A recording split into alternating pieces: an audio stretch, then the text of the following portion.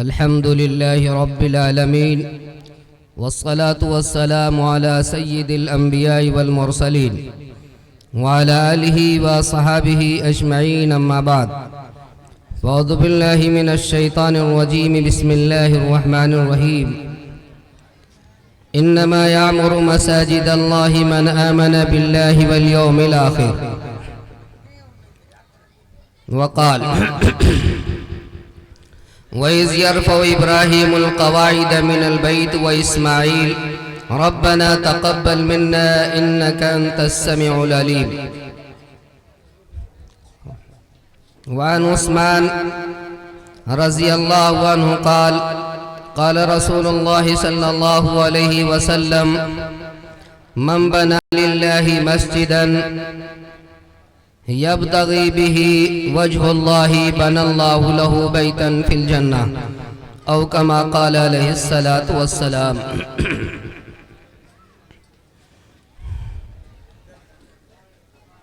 دنیا میں مختلف قسم کی مجالس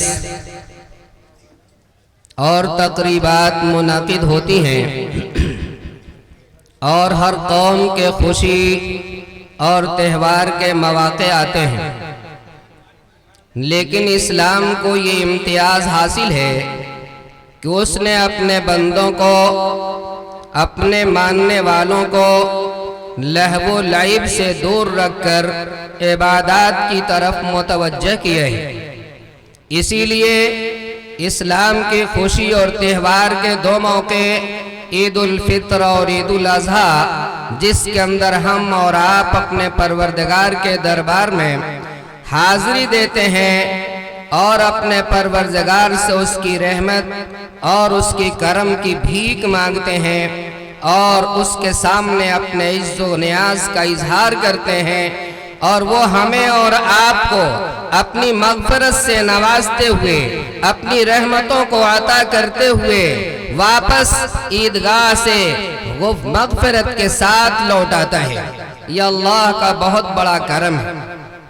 مزید کرم اللہ رب العزت کا یہ ہے کہ اس نے ہم کو اور آپ کو آج ایک مسجد کی مناسبت کے اوپر اس جگہ جمع ہونے کی توفیق عنایت فرمائی ہے۔ اسلامی تاریخ کے اندر سب سے زیادہ اہمیت کا حامل اگر کوئی مقام ہے، سب سے زیادہ اہمیت کی کوئی جگہ ہے تو وہ مساجد ہیں۔ آپ اس بات کو اچھی طرح جانتے ہیں کہ اللہ رب العزت نے زمین کو پیدا کیا اور انسانوں کی آبادی سے پہلے اللہ رب العزت نے اس کے اوپر اپنی عبادت کے لیے اور اپنی بندگی کے لیے ملائکہ کے ذریعے گھر بنایا تھا۔ اللہ رب العزت نے قرآن کریم کے اندر اس کا تذکرہ فرمایا ہے، ان اول بیت وضع للناس للذی ببکہ، کہ اللہ کی عبادت کے لیے انسانیت کے وجود سے پہلے اگر کوئی گھر بنایا گیا تھا تو مکہ مکرمہ کے اندر خانہ کعبہ کی صورت میں، مسجد حرام کی صورت میں وہ گھر بنایا گیا تھا، جو اللہ رب العزت کی تجلیات کا مرکز ہے، اللہ رب العزت کی رحمتوں کے نزول کی جگہ، اور اسلام اور اسلام کے ماننے والوں کے لیے اللہ کی طرف سے ایمانیات کے اترنے کا ہیڈ کوارٹر اور اس کا پاور ہاؤس ہے۔ اور خانہ کعبہ کی 40 سال کی تعمیر کے بعد پھر دوبارہ اللہ رب العزت نے گھر بنایا تھا، جسے ہم اور آپ مسجد اقصی کہتے ہیں، جسے ہم اور آپ بیت المقدس کہتے ہیں، جس کے اوپر غیروں کی غلط نگاہیں اس وقت پڑی ہوئی ہیں۔ اللہ رب العزت اس کی حفاظت فرمائے۔ تو اللہ رب العزت نے اس انسان کو اس زمین کے اوپر آنے سے پہلے، اس کے پیدا ہونے سے پہلے، خانہ کعبہ مکہ مکرمہ کے اندر ملائکہ کے ذریعے تعمیر کرا دیا تھا، اور ملائکہ اس کے ارد گرد طواف کیا کرتے تھے، نمازیں پڑھا کرتے تھے۔ اس کے بعد اللہ رب العزت نے حضرت آدم علیہ السلام کو سب سے پہلا انسان بنایا، اور آدم علیہ السلام نے بھی، جن کا آسمان سے نزول لنکا کے علاقے سرندیپ کے اندر ہوا تھا، جیسا کہ مورخین نے لکھا ہے، اور حضرت نے 40 حج یہاں سے مکہ مکرمہ پیدل جا کر کیا ہے۔ ہندوستان کی اس سے ہم اور آپ یہ بات کہہ سکتے ہیں کہ ہمیں اور آپ کو برادران وطن باہر سے آیا ہوا کہتے ہیں، غیر جگہ سے آیا ہوا گھسپیٹی کہتے ہیں، یہ ان کی بات بالکل غلط ہے۔ ہم آدمی ہیں، آدم کی اولاد ہیں، اور آدم اسی ہندوستان کے اندر آسمان سے اور جنت سے آئے تھے، اور انہی کی اولاد ہمیں، اور انہی کے دھرم کے اوپر ہے، انہی کے مذہب اسلام کے اوپر ہے۔ جس مذہب اسلام کو اللہ تعالیٰ نے آدم سے شروعات کی تھی، اس کی تکمیل اللہ رب العزت نے حضرت محمد عربی صلی اللہ علیہ وسلم پر کی، اور وہی دین اسلام ہمارے اور آپ کے سینوں میں جاگ رہا ہے، ہمارے اور آپ کے دلوں میں اسی کی نورانیت پائی جا رہی ہے، اور ہمارے اعمال کے اندر اسی کے آثار اور اسی کے نشانات پائے جاتے ہیں۔ یہ مساجد کیا ہیں؟ یہ مساجد ہم مسلمانوں کے لیے دور نبوی کے اعتبار سے اگر آپ دیکھیں تو صرف نماز پڑھنے کی ایک جگہ نہیں تھی، مصلی صرف نہیں تھا، بلکہ دور نبوی کے اندر آپ علیہ السلام کی جو مسجد تھی، یہ مسجد نماز پڑھنے کا بھی مقام تھا، وہی ذکر و تلاوت کے واسطے خانقاہ تھی، وہیں پر عدالتیں بھی لگا کرتی تھی، لوگوں آپس کے اختلاف کا معاملہ سرکار دو جہاں صلی اللہ علیہ وسلم سے حل کرنے کے لیے اسی مسجد کے اندر آیا کرتے تھے، اور اپنے معاملے کا فیصلہ کرایا کرتے تھے، گویا کہ ہائی کورٹ اور سپریم کورٹ یہی تھی۔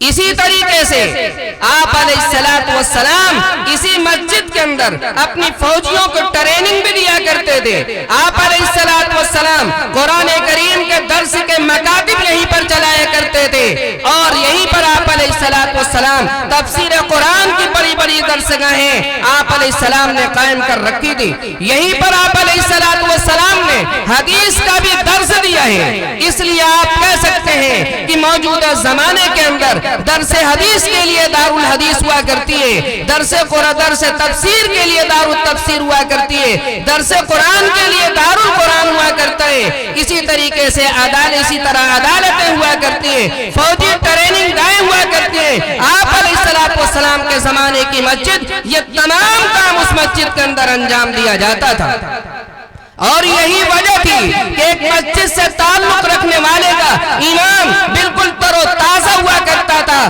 اور ایمان میں وہ پختگی ہوا کرتی تھی کہ باطل طاقتیں انہیں ایمان سے ہٹا نہیں سکتی تھی، اور ان کے اعمال میں اتنی صلابت اور مضبوطی ہوا کرتی تھی کہ حالات کی نیرنگیاں ان حضرات کو عمل سے ہٹا کر بدعملی کی راہ کے اوپر نہیں لے جا سکتی تھی۔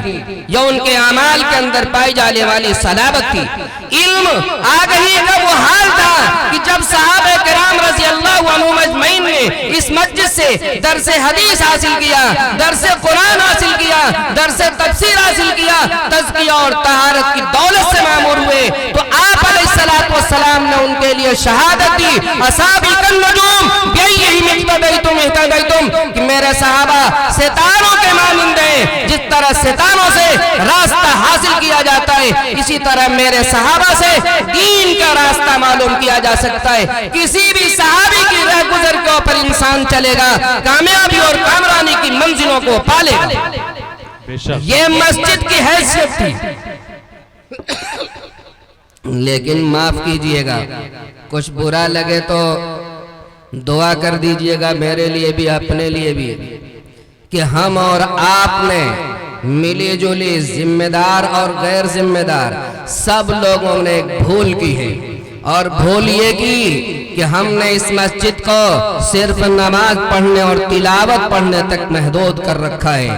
اس مساجد کو ہم نے اپنے بچوں کی تربیت گاہ نہیں بنائی، ان مساجد کو ہم نے یعنی اپنے مقدمات کا فیصلہ شریعت کی روشنی کے اندر کرنے کے لیے مساجد اور ائمہ مساجد سے ہم نے کوئی رابطہ نہیں رکھا ہے۔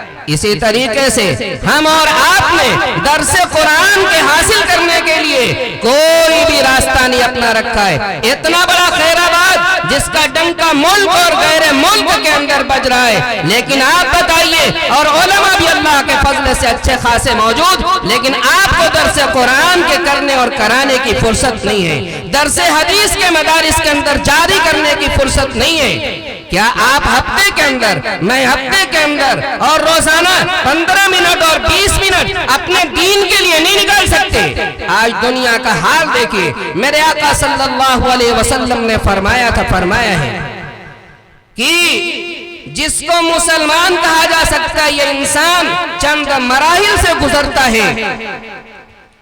یولد مومنا ویحیا مومنا ویموت مومنا، 4 قسم کے لوگ ہیں۔ کچھ وہ ہیں جو پیدا ہوتے ہیں تو مسلمان پیدا ہوتے ہیں، زندگی گزارتے ہیں تو مسلمان رہ کر زندگی گزارتے ہیں، جانے کا وقت ہوتا ہے تو دولت ایمان لے کر جاتے ہیں، یہ تو کامیاب لوگ ہیں۔ دوسرا اس کا الٹا ہے کہ پیدا ہوا تو وہ کافر تھا، کافر کے گھرانے کے اندر پیدا ہوا، زندگی بھی گزاری تو اسی رہ گزر کے اوپر گزاری، اور موت ہوئی تو ہزاروں بتوں کو اپنے دل کے اندر لے کر چلا گیا، جس کا ٹھکانہ جہنم۔ لیکن اس کے علاوہ جو دو چیزیں آپ نے بتائی، اس میں ذرا ہم کو غور کرنے کی ضرورت ہے۔ آپ علیہ السلام نے خطرناک بات بتائی تھی کہ ایک زمانہ وہ آئے گا کہ بچہ پیدا ہوگا تو مسلمان پیدا ہوگا، مسلمان گھرانے کے اندر پیدا ہوگا، اور اسلام کے مطابق کچھ نہ کچھ اعمال بھی وہ کرے گا، لیکن جب اس دنیا سے جانے کا وقت اس کا ہوگا تو وہ اسلام پہ ایمان پہ نہیں مرے گا بلکہ کفر کے پیروں پر مرے گا۔ پیدا ہوا مسلمان کے گھر میں اور مر رہا ہے کفر کے اوپر، سب سے خطرناک عذاب اس شخص کو ہوگا۔ اور چوتھی قسم یہ ہے کہ پیدا ہوا غیروں کے گھر کے اندر، زندگی گزاری کفر کے اوپر، لیکن ایمان اور اہل اسلام سے اس کے تعلقات رہے، اس سے ان سے محبت رہی، ربطہ ربطہ ایمان سے وہ قریب ہوتا رہا، اور جب دنیا سے جانے کا وقت ہوا تو وہ ایمان کو، اپنے ایمان کی دولت کو لے کر اس دنیا سے گیا۔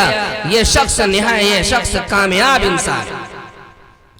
سننے کو تو یہ 4 قسمیں آپ نے سن لی، لیکن موجودہ ملکی ماحول آپ دیکھیے کہ مساجد سے اور ہماری تعلیمات اسلامیہ سے دوری کا یہ حال ہے کہ مسلمان لڑکے غیروں کے ساتھ شادی کر رہے ہیں اور اپنا دھرم تبدیل کر رہے ہیں، مسلمان لڑکیاں غیروں کے ساتھ شادی بھی کر رہی ہیں اور اپنا دھرم اور اپنا مذہب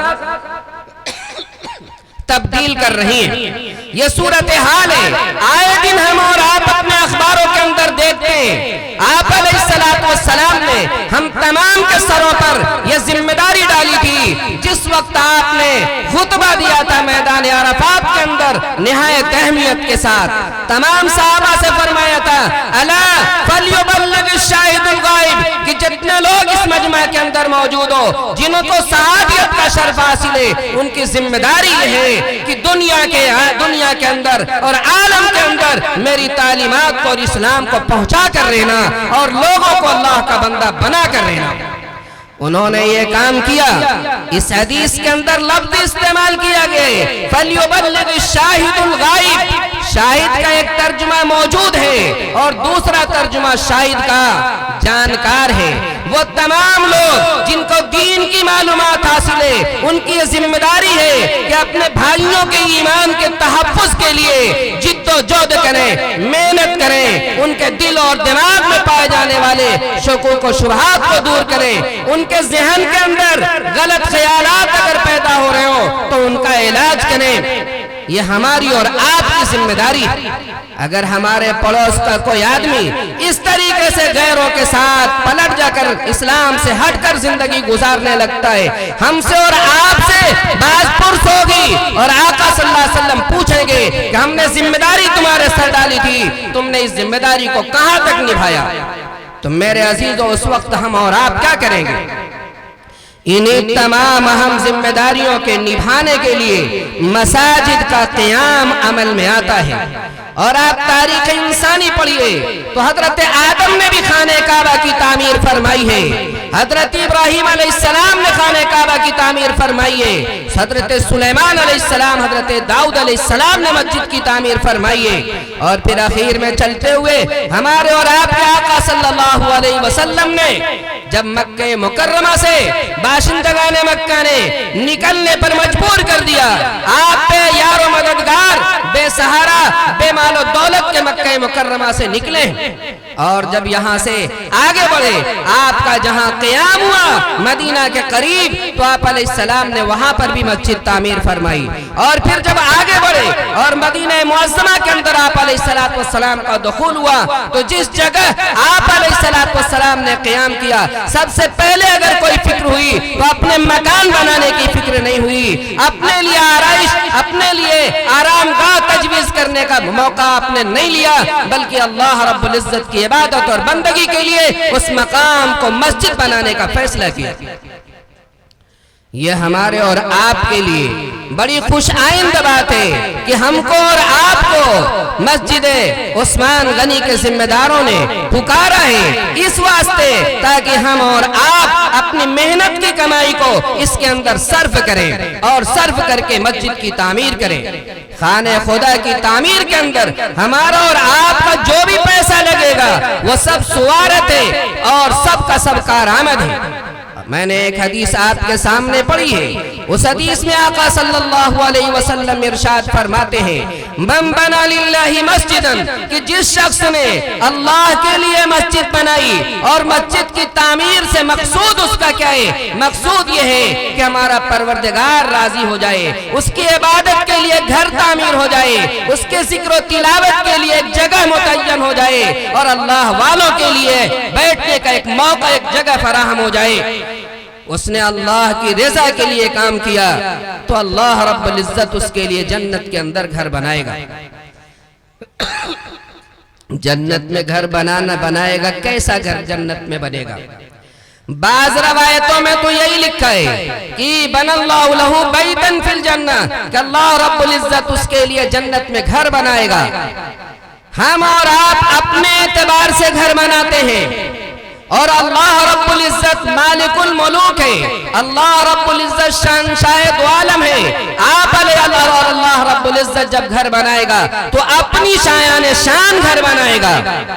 اس کی شایان شان گھر کا تھوڑا سا تذکرہ کروں کہ جنت میں اللہ رب العزت عام انسانوں کو جو گھر دے گا تو گھر اتنا بڑا ہوگا کہ اس گھر کے اندر 70 کمرے ہوں گے، اور ایک کمرہ اتنا بڑا ہوگا کہ اس کمرے کے اندر 70 مسہری لگی ہوئی ہوگی، تو سب کمرے میں 70 مسہری لگنے کی گنجائش ہوگی۔ آپ اندازہ کر سکتے ہیں کہ کتنا بڑا گھر دے گا جنتی کو۔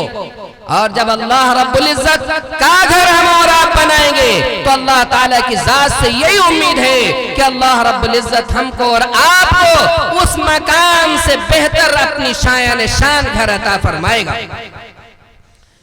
کتنی بڑی مسجد بنانی ہے؟ سیٹھ صاحب کوئی ہوں گے، پتہ لگا 1 کروڑ روپیہ نکال دیا، زمین خرید لی اور مسجد بنا لیا، پوری مسجد انہوں نے بنا لی، ان کا تو گھر جنت میں بن جائے گا۔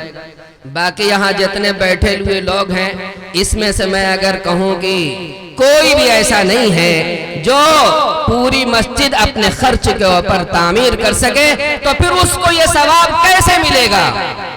قربان جائیے اس محمد عربی صلی اللہ علیہ وسلم پر جس نے ہمارے اس سوال کا جواب آج سے 14 صدی پہلے دیا ہے۔ آپ علیہ السلام نے فرمایا کہ من بنا للہ مسجدن کمفاسقطات بن اللہ لہ بیتن فی الجنہ۔ ایک مفسر لکھتا ہے کہ چیل اپنا گھونسلہ بناتی ہے، اور اس گھونسلے کو بہت سے بہت آپ دیکھیں گے تو 1.5 فٹ کے اندر رہتا ہے۔ اتنی بڑی بھی اگر کسی آدمی نے مسجد بنا دی تو اللہ رب العزت اس کے لیے بھی جنت کے اندر مسجد کی طرح گھر بنائے گا، اور اس کے اعزاز، مسجد کے بنانے کے اعزاز میں اس کے لیے اللہ تعالیٰ جنت میں گھر بنا کر اس کو حوالہ کرے گا۔ اب ظاہر ہے کہ اتنی بڑی مسجد نہ ہم قاعدے سے کھڑے ہو سکتے ہیں اس کے اندر، نہ اس کے اندر رکوع کر سکتے ہیں، نہ اس کے اندر سجدہ کر سکتے ہیں، پھر اتنی چھوٹی سی مسجد کے بنانے کا فائدہ کیا ہے اور اتنی بڑی مسجد بنانے کا مطلب کیا ہے؟ تمام حضرات مفسرین اس بات کو لکھتے ہیں کہ اس کا مطلب یہ ہے کہ چند لوگوں نے تھوڑے تھوڑے پیسے لگائے اور پیسہ لگا کر خانہ خدا کی تعمیر کی۔ اب اگر بٹوارہ کیا جائے تو کسی کے حصے میں 1 فٹ مسجد کا بنانا آتا ہے، کسی کے حصے میں 2 فٹ آتا ہے، کسی کے حصے میں 4 فٹ آتا ہے، کسی کے حصے میں چھوٹا ایک چنڈل کے گھونسلے کے بقدر آتا ہے۔ اللہ رب العزت ہر ایک کو اس مسجد کے بنانے کو پر ثواب عطا فرمائے گا اور جنت کے اندر اس کے لیے گھر بنائے گا۔ اس لیے عزیزو ہم کو اس کے لیے تیار رہنا چاہیے۔ حدیث پاک کے اندر ایک واقعہ ذکر کیا گیا ہے کہ قدیم زمانے کے اندر ایک شخص سفر کر رہا تھا اور سفر کرتے کرتے گرمی کا سخت زمانہ تھا، بارش کے کوئی آثار نہیں تھے۔ اچانک اس کو ایک بدلی نظر آئی اور اس نے اس بدلی کو دیکھ کر سوچا کہ موسم تو برسات کا نہیں ہے، بدلی کہاں سے آ گئی؟ اچانک اس بدلی سے ایک آواز آئی کہ فلاں کے کھیت کی طرف بڑھو اور جا کر اس کے کھیت کو سیراب کرو۔ بدلی اس طرف بڑھنے لگی، یہ بیچارہ سفر اپنا چھوڑ کر بدلی کے پیچھے یہ بھی دوڑ چلنے لگا۔ چلتے چلتے ایک جگہ دیکھا تو ایک آدمی پھاوڑا، کدال، بیلچا لیے ہوئے اپنے کھیت کے اندر پڑا ہے اور بارش وہاں پر اس کا کھیت سیراب ہو گیا۔ اس آدمی نے اس سے نام پوچھا، اس نے کہا نام کیا کرو گے میرا معلوم کر کے جاسوس ہو کیا، کہیں سے آئے ہو؟ کہا نہیں کچھ بات ہے۔ کہا بات پہلے بتاؤ، کیوں نام تم ہمارا پوچھ رہے ہو؟ اس نے کہا یہ اس بدلی سے ہم نے نام ایک سنا تھا کہ فلاں کے کھیت کے اندر جا کر بارش کرو اور پھر اس کے بعد یہ بدلی یہاں پر آ کر بارش کر رہی ہے، اس لیے میں نام پوچھ رہا ہوں کہ بدلی اپنی جگہ پر آئی اور تم وہی شخص ہو یا کوئی دوسرا آدمی؟ اس نے اپنا نام بتایا کہ میں وہی شخص ہوں۔ اس نے پوچھا کہ وہ کون سا نیک کام کرتے ہو جس کی وجہ سے تمہارے لیے بے موسم اللہ رب العزت نے باران رحمت برسائی ہے؟ اس نے کہا دیکھو میں تو ایک کاشتکار ہوں، میں کھیتی کرنے والا آدمی ہوں اور کھیتی جب تیار ہو جاتی ہے تو تیار ہونے کے بعد پوری کھیتی کے میں 3 حصے کرتا ہوں۔ ایک حصہ اپنے بال بچوں کے کھانے پینے ان کی ضرورت کے لیے رکھ لیتا ہوں، ایک حصہ اس کے اندر فقراء اور مساکین کے اندر تقسیم کر دیتا ہوں، ضرورت مندوں کو میں دے دیتا ہوں، اور اس کا ایک حصہ ایسا ہوتا ہے کہ ظاہر ہے کھاد کی ضرورت ہے اور دیگر چیزیں بیج وغیرہ کی، اس لیے ایک حصہ اس کھیت کے مرمت کے اندر میں پھر لگا دیتا ہوں۔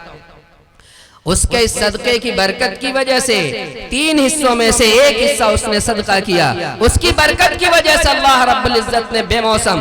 ہم اتنے بلند جذبات اگر نہ رکھتے ہیں، نہیں رکھتے، لیکن اگر ہم اور آپ اللہ اخلاص نیت کے ساتھ تھوڑا بھی اللہ کے راستے کے اندر ثواب کی امید سے اگر دیں گے تو اللہ رب العزت یقیناً ہمارے اس جذبات کو قبول کرے گا اور بے انتہا ہم کو اور آپ کو بھی ثواب عطا فرمائے گا۔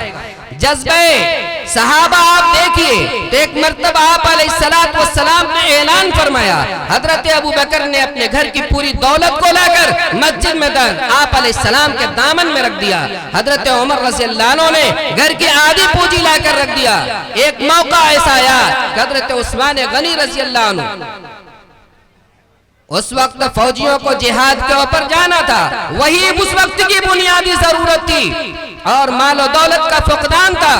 حضرت عثمان غنی رضی اللہ عنہ نے 900 اونٹ ساز و سامان کے ساتھ اللہ کے راستے کے اندر صرف کیا ہے، اور اما عائشہ رضی اللہ عنہ ایک مرتبہ 2 بوریے حضرت معاویہ رضی اللہ عنہ نے ان کے پاس پیسے بھیجے، 2 بوریا پیسہ بھیجا، 1,80,000 درہم تھے۔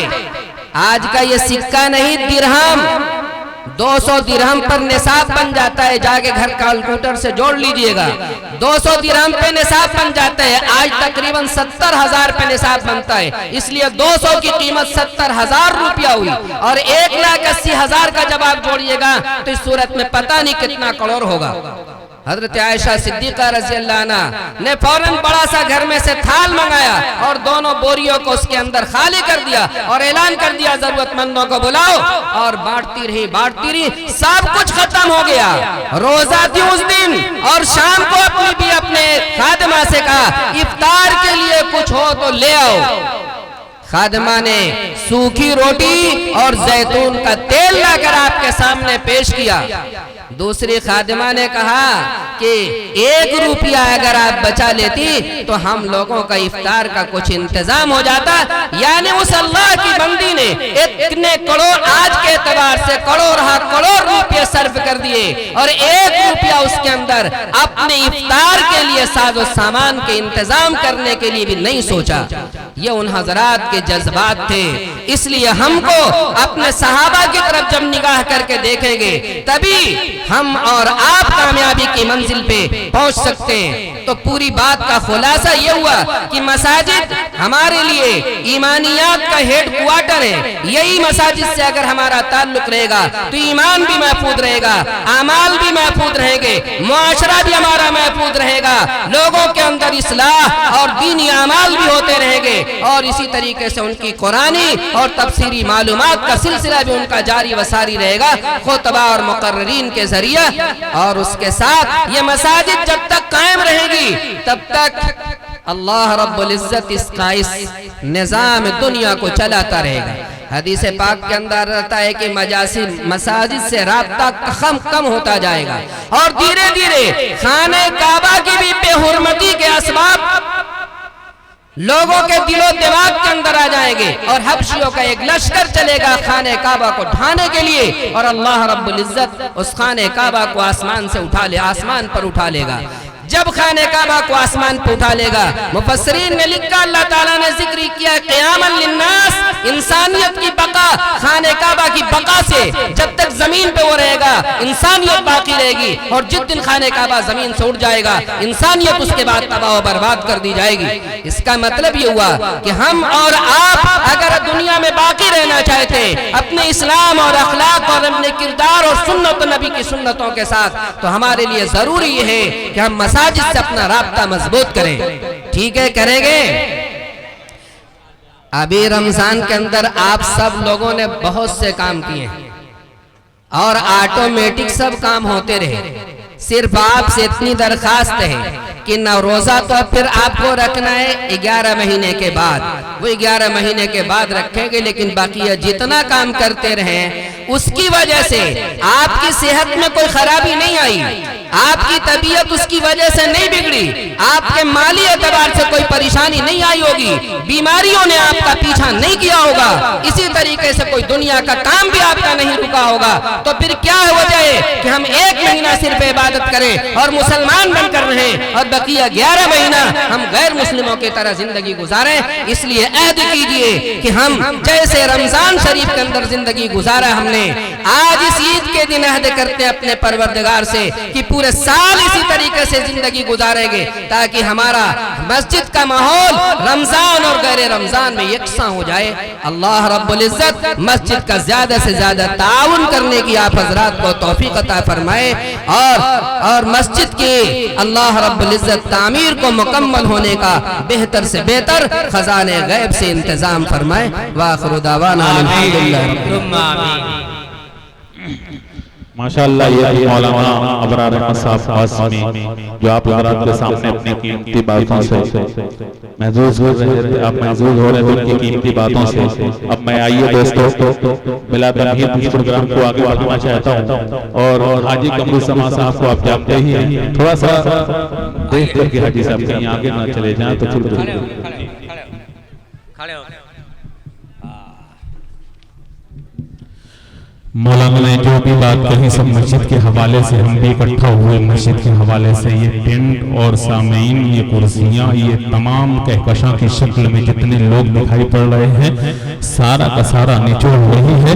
آپ سمجھتے ہیں اس اعتبار سے ہمیں فائدہ دکھنا چاہیے۔ خیرآباد کی میں نے بڑی تعریف سنی ہے اور وہ تعریف دیکھتا رہا ہوں، آج بھی اس محلے میں مجھے دیکھنا ہے۔ جب میں یہاں آ کر کے پچھی محلے میں صرف حاجی قمرالزمان صاحب سے میں نے اتنا کہا کہ حاجی صاحب صاحب میں سنا ہوں کہ خیر آباد میں ایک کولڈ ڈرنک کا باٹل جو ہے 5-5 ہزار میں بک جاتا ہے.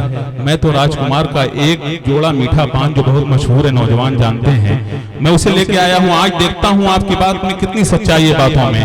اب دیکھتا ہوں یہ پان کتنے کا بکتا ہے. تو مولانا یہ بابو اعظمی میڈیا جو موجود ہیں کور کیے تھے اس بات کو. خدا کی قسم میں اپنے دیار میں بھی اور دوسرے علاقے میں مشاعرے میں بھی میں نے یہ بات کہی, وہ ایک جوڑا پان اس کی قیمت کیا ہوتی ہے؟ وہ ایک جوڑا پان میرے دوستو 30,000 کا یہی سے بکا ہے, صرف مسجد کے لیے. اللہ آپ سب کو شاد و آباد رکھے. میں بہت سفر کرتا ہوں دوسرے لائن سے بھی اس لائن سے بھی, لیکن خدا کی قسم دینی لائن سے خیر آباد کا جو معاملہ ہوتا ہے میں رمضان میں بھی آ کر کے دیکھا. جو عزت اللہ کے رسول کے مہمان سمجھ کر کے سفیر کی جو عزت دی جاتی ہے پورے علاقے میں شاید کی کہیں دی جا رہی ہو. یہی نتیجہ ہے کہ خیر آباد والوں کے چہرے پہ ہمیشہ مسکراہٹ رہتی ہے, اور اللہ سے دعا کرتا ہوں کہ اللہ ان کی مسکراہٹ کو ہمیشہ باقی رکھے. حضرات ذرا سا یہ بات سچ ہے تو مچل کے بول دیں خیر آباد والوں سبحان اللہ. دیکھیے میں سوچ رہا تھا یہ کچھ بولیں گے ہی نہیں, لیکن ماشاءاللہ یہ بڑے عمدہ لوگ ہیں. یہاں آنے کے بعد دل مچل جاتا ہے, اور میرے رشتہ دار بھی ہیں, لیکن حقیقت رشتہ داری تو بعد میں. لیکن حاجی امتیاز صاحب بڑی ڈل لگتی ہے جب یہ آتے ہیں تو ماشاءاللہ یہ ہمارے درمیان چمک رہے ہیں, بڑے خوبصورت ہیں. جس طرح حافظ وحید الزمان صاحب خوبصورت ہیں نا, لیکن کوئی اتنا بھی خوبصورت نہیں ہوتا جتنا کہ اسے فیس بک کی پروفائل پکچر پہ دیکھا جاتا ہے کہ نہیں. ابھی مولانا صاحب ایک تقریر کر رہے تھے تو ہمارے درمیان ایک شاعر کی آمد ہو رہی تھی, جناب شاہد گوہر کی. یہ بہت خوش نصیب شاعر ہے. اللہ خوش نصیب جس کو بناتا ہے آٹومیٹک نہیں بنتا کوئی. خوش نصیب اتنا ہے جب وار آتا تو مولانا صاحب یہ پڑھ لیتے فَلْيُبَلِّغُ الشَّاهِدُ الْغَائِبَ. اب شاہد پر تذکرہ ہو رہا تھا, شاہد ہلکے ہلکے قدموں سے اسٹیج پہ جا رہا تھا, نوجوان مسکرا رہے تھے. کیسا نام کا انتخاب بتائیے شاہد. اور بہت ذہین ہے ماشاءاللہ, آپ لوگوں کو بتا دوں اتنا ذہین ہے کہ ایک استاد شاعر نے شاہد گوہر سے کہا, شاہد گوہر بہت مشاعرہ پڑھتے ہو حاجی صاحب, بہت شعر کہتے ہو, ایک شعر کا مطلب بتا سکتے ہو؟ شاہد گوہر نے کہا جی بالکل بتا سکتا ہوں. استاد نے کہا بالکل کلیئر اور صاف تشریح ہونی چاہیے شعر کی. شاہد گوہر نے کہا جی بالکل. استاد نے کہا شعر یوں ہے, میں تصور سے مطمئن تو ہوں مگر, میں تصور سے مطمئن تو ہوں مگر آرزو ہے کہ تو روبرو آئے. بتاؤ اس میں شاعر کیا کہنا چاہتا ہے؟ شاہد گوہر نے کہا اس میں شاعر ویڈیو کال کرنا چاہتا ہے. تو حالات کے اعتبار سے انہوں نے جو تشریح کی ہے مبارکباد ہیں, وہ ہمارے درمیان تشریف لائے. میں کمیٹی کی جانب سے ان کا شکریہ ادا کرتا ہوں. اور کشمیر سے لے کر کنیا کماری تک کا جن کا سفر ہوتا ہے, ایک چمکتا ہوا چہرہ جناب تابش ریحان کا, وہ بھی ہمارے درمیان تشریف فرما ہے میرے دوستوں. اور بھی شعراء اکرام ہیں. آئیے اب میں سیدھے اس حوالے سے گفتگو کروں کہ ہیں بیٹھے اس میں نبی کے دیوانے. کہتے بے شک ہیں بیٹھے اس میں نبی کے دیوانے, بتا دیں کہ طوفان سے ٹکرا کے سفینہ نکلے گا. اور نس نس میں میرے عشق نبی کی جو گردش ہے, نس نس میں میرے عشق نبی کی گردش ہے, ارے چیروں میرا دل تو مدینہ نکلے گا. نعرہ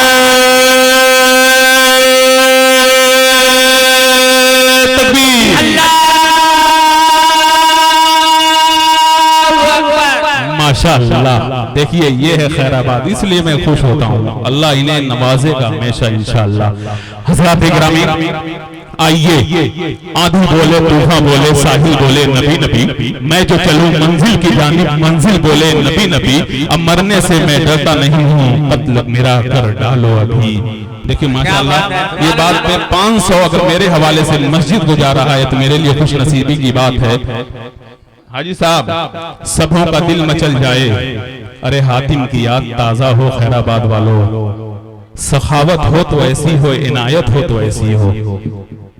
حضرات آئیے اب میں سیدھے